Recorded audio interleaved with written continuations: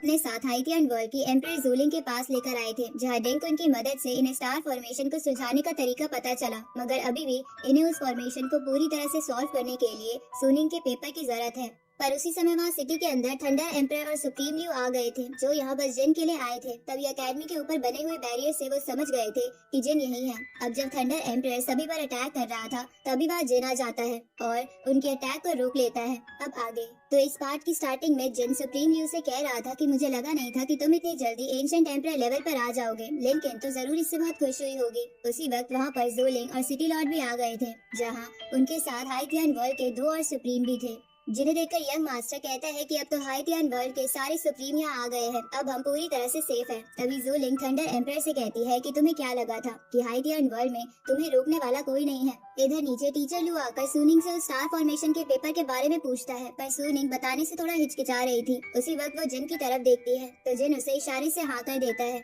जिसके बाद सुनिंग ने लू को पेपर के बारे में बता दिया था और वो उसके साथ ज़ोलिंग के बनाए हुए स्मॉल वर्ल्ड में चली गई थी, जहाँ अभी डिंकन उस स्टार फॉर्मेशन को ओपन कर रही है। इधर थंडर एम्परर जिन से कहता है कि इस बार तुम मेरी असली पावर का सामना करोगे, देखते हैं तुम कितने टाइम तक सरवाइव कर पाते हो। इस पर जिन भी उससे कहता है कि तुम्हारा क्लोन तो सच में बहुत कमजोर था, इसलिए मैं भी देखूंगा कि तुम कितने ताकतवर हो। अब हमला करने से पहले थंडर एम्परर ज़ोलिंग से कहता है कि हमें मोबिग ने जिन को खत्म करने के लिए भेजा है, पर अगर तुम बीच में आओगी तो हमें तुम्हें भी खत्म करना होगा। लेकिन इस पर ज़ोलिंग कहती है कि तुम भी ये मत भूलो कि ये मेरी टेरिटरी है। और अब इतना कहते हुए वो अपनी स्पिरिचुअल एनर्जी को रिलीज करती है, जिससे वहाँ वो सभी वाइन्स डिस्ट्रॉय हो जाती है। पर अब ये एनर्जी यहाँ थंडर एम्परर तक पहुँचे इसके पहले ही वो उन सभी को वहाँ से टेलीपोर्ट कर देता है। और इसके बाद अब वो वर्ल्ड ऑफ केओस के अंदर आ गए थे, जो कि थंडर एम्परर का बनाया हुआ ऑल्टरनेट वर्ल्ड था।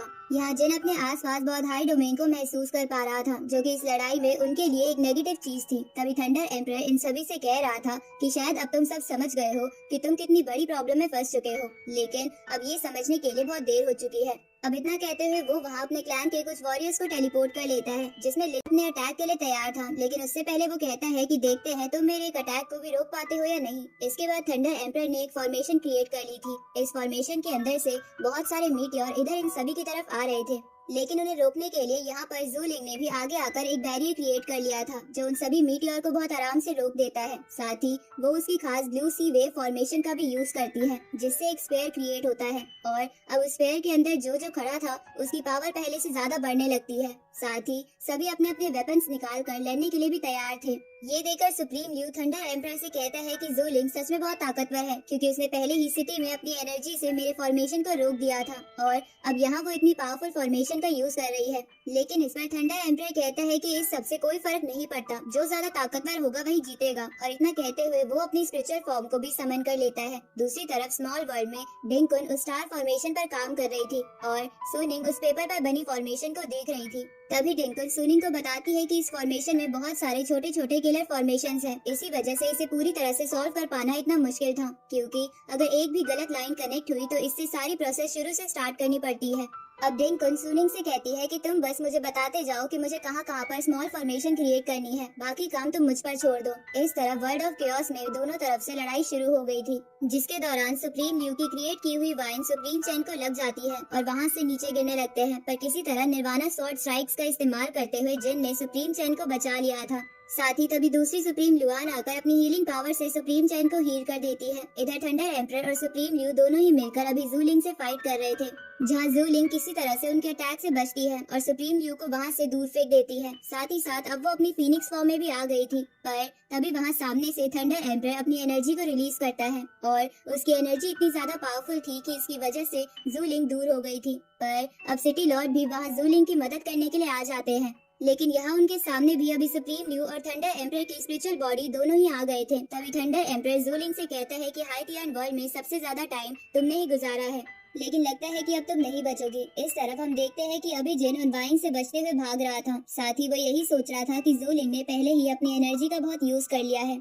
लेकिन अभी भी उसे थंडर एम्परर और सुप्रीम ल्यू दोनों का एक साथ सामना करना पड़ रहा है। अब जब वो ज़ोलिंग के पास उसकी मदद करने के लिए जाने वाला था, तभी वहाँ पर थंडर एम्परर के क्लैन के वो बाकी लोग आ जाते हैं और यहाँ उन तीनों ने जिन को घेर लिया था, जिसके कारण जिन अब भाग नहीं सकता था। इसलिए वो तीनों ही अपनी थंडर एनर्जी का इस्तेमाल एक साथ जिन के ऊपर कर देते हैं पर वो थंडर एनर्जी जिन को चोट नहीं पहुंचा पा रही थी। ये देखने के बाद वो तीनों ही बहुत हैरान थे। तभी जिन उनसे कहता है कि तुम लोगों को किसी ने बताया नहीं कि मुझे थंडर एनर्जी से कुछ फर्क नहीं पड़ता। अब इतना कहते हुए जिन ने अपनी तलवार को जोर से घुमाते हुए अपनी स्पिरिचुअल एनर्जी को रिलीज कर दिया था, जिस वजह से वो तीनों ही वहाँ पर मारे जाते हैं। लेकिन इतने में ही अचानक से जिन की तरफ एक तीर आता है। उसे जिन ने डॉज कर लिया था, लेकिन वो देखता है कि ये तीर असल में लिंकन ने चलाया था। तो जिन उससे कहता है कि तुमने तो पहले से बहुत ही ज्यादा इम्प्रूवमेंट कर ली है। मगर इस पर लिंकन कहती है कि हम अभी अपोनेंट हैं और इस वजह से मैं तुम पर कोई दया नहीं दिखाऊंगी। साथ ही मैं उम्मीद करती हूँ कि तुम भी मुझ पर दया ना दिखाओ। इतना कहते हुए उसने 3 तीर और निकाल लिए थे और उन्हें जिन की तरफ चलाने ही वाली थी, पर जिन तभी वहाँ पर अपना एक क्लोन छोड़ देता है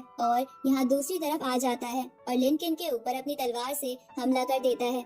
साथ ही वो कहता है कि उम्मीद करता हूँ कि तुम मुझे डिसअपॉइंट नहीं करोगी। लेकिन अब इतने में ही लिंकन ने वहाँ पीछे की तरफ मुड़ते हुए उन तीनों को चला दिया था, जिन्हें जिन वैसे तो रोक लेता है, पर प्रेशर के चलते वहाँ से पीछे की तरफ बहुत ही तेजी से फेंका जाता है। पर उसने खुद को संभाल लिया था। लेकिन इतने में लिंकन का भाई भी वहाँ पर आ जाता है और उसके ऊपर हमला कर देता है, जिसकी वजह से जिन को उससे भी फाइट करनी पड़ती है। वैसे अब जिन जब लिंकन के भाई को वहाँ से दूर हटाता है तो इतने में ही लिंकन वहाँ से अपने एक क्लोन को भेज देती है, जो कि जिन के पास आकर 2 और क्लोन में बदल जाता है। तो जिन भी यहाँ अपने 2 क्लोन्स क्रिएट कर लिंकन के क्लोन्स को रोक रहा था, पर उसी वक्त सामने से लिंकन अपनी फीनिक्स ब्रेथ का यूज करती है और उसका भाई अपने होली स्पेयर को जिन की तरफ फेंकता है। अब वो दोनों ही अटैक जिन की तरफ सेम टाइम पर आ रहे थे, लेकिन जिन अभी उन क्लोन्स को ही रोके हुए था। पर इसके बाद वो अपनी तलवार को अपनी लिमिटलेस स्वॉर्ड में चेंज करता है और उससे स्ट्राइक लगाता है, जिससे उसने उन क्लोन्स को खत्म करते हुए उन दोनों अटैक्स को भी रोक दिया था। साथ ही साथ इसकी वजह से लिंकन का भाई और लिंकन दोनों ही वहाँ से दूर हो जाते हैं। तभी जिन उन दोनों से कहता है कि तुम अब पहले से भले ही ताकतवर हो गए हो,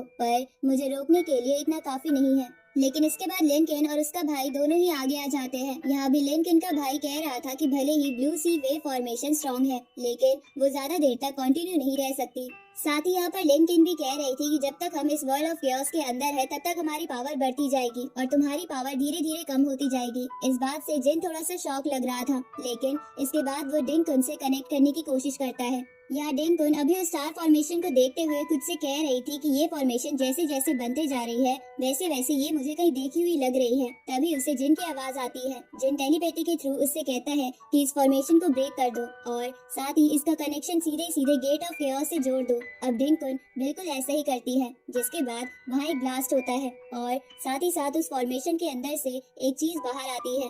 ऊपर से इसका असर वहाँ गेट ऑफ केओस पर दिखता है, जो कि अभी हेवनली पैलेस के अंदर था। वो यहाँ धीरे धीरे क्रैक करने लगा था, जिसे देखकर थंडर एम्पर हैरान था। पर फिर ये पार्ट यहीं पर एंड होता है।